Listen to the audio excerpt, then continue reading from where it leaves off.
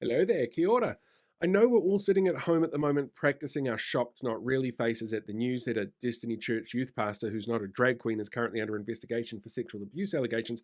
But what I've got to ask your help on is something a little bit more time sensitive. You see, the government last week, under urgency, introduced a bill to repeal Māori wards in local body authorities because they felt it wasn't democratic that everybody didn't get to have a say on these things. So they want to rush this through. Part of that rushed process involves a 5-day only period for the public to make submissions, and that went out on Friday, meaning you've got till 11:59 p.m. on Wednesday night to get this in. And so I figured today I'd give you a few things that you can put into your submission if you want to make one. And if you want to see my submission, it's actually in my Facebook and Instagram pages at the moment. I'll pin them to the top so people can find them. You can see what it is that I've written, and the tips that I'm going to give you here are the same ones that are written there if you need like a hard copy of it. But there are some points that can be raised in opposition to this bill. It should also be pointed out that this bill, for some reason, is going through the Justice Select Committee, not through the Māori Affairs Select Committee. So they have a very different perspective on it. But I kind of figured it's because there's actually two members of this committee who already intimately understand why voters in local democracy wouldn't be so keen on being asked to choose something that had already been settled by their council.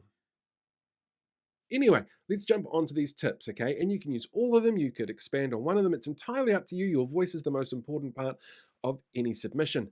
But let's start off with the most basic one. This is actually a breach of Article 2 of Te Tiriti or Waitangi, namely the right of Māori Rangatiratanga, the self-determination rooted in tikanga as defined by the Human Rights Commission, asking for the wider public to determine if Māori specifically can have this right granted under the founding document is a breach of that right.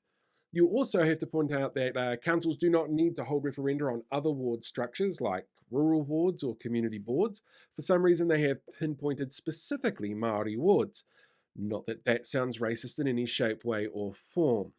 There's the fact that councils are given delegated authority to make decisions for populations, and they set up current Māori wards going through various other processes, like they reach out for public submissions, they get feedback, they do a whole bunch of research with experts, they get advice from iwi and other kaupapa-based groups, as well as several rounds of council voting before anything's accepted. It's not like one person sits there going, you know what, today we're going to introduce Māori wards. It doesn't work that way. And the systems that are set up in place to do those other kind of reach outs happen for all sorts of other reasons. It's not being brought up by the government as a problem at all. You can also bring up that report that I followed last year, the one on the future for local government, He Piki Tūranga, He Piki Kotoku.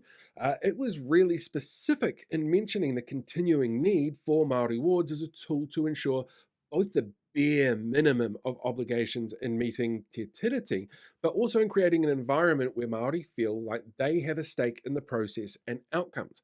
Because that was one of the big things that came through in the report. Declining numbers for voting is down to the fact that people don't feel they have any ownership in the outcomes or the results or the process. And this was a step towards that. You could also add in there things like the fact that the voting demographics in local elections are historically weighted towards property owning older Pākehā, and that the lower voter turnout, it shows that a minority with a vested interest can have a disproportionate outcome on the results. Just look at Hamilton, for example. This can lead to voting decisions that are made that could be seen as not in the best interests of the population as a whole. You can also point out that forcing such a referendum is deliberately stoking racial division, and we've seen that with past referenda on the topic around the country.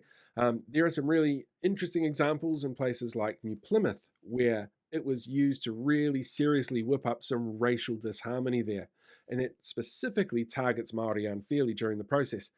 And finally, you can also point out that forcing extra expenditure on an election process when councils are looking at record rates increases is irresponsible and will impact those councils and the public's trust in them, as we've already seen with how councils are now dealing with things like the increased costs on the return water infrastructure that they now have to pay for, which the current government also did. Look, ultimately, this government promised to allow local government to do its job, and now it's stepping in going, no, we're going to dictate what you can do, but only around Māori wards specifically, and water. Anything to do with Māori that has any kind of dog whistle related to it, well, that seems to be the kind of thing that they rush through Parliament under urgency and give us 5 days to give feedback on. So, jump onto the Parliament website, parliament.nz. You can find the submission process there. It is super simple. Like I said before, you can check it out on my Facebook and Instagram page as well if you want to see the written version of what I've put in, as well as what these points and tips are. They might help you out. So yeah, if you've got a chance, step in, do that. You don't have to do an oral submission, but I will be, because this is kind of my passion area when it comes to politics. Get to writing. It's super easy. Get involved in that process, and let's tell this particular government to stop trying to dictate what anybody else can do when it comes to Māori, how Māori vote, how people vote, and the disinformation that gets spread up when they put this bullshit out in the world.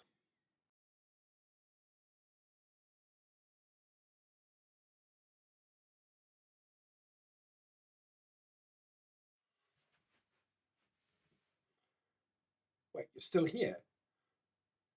It's over. Go find another video.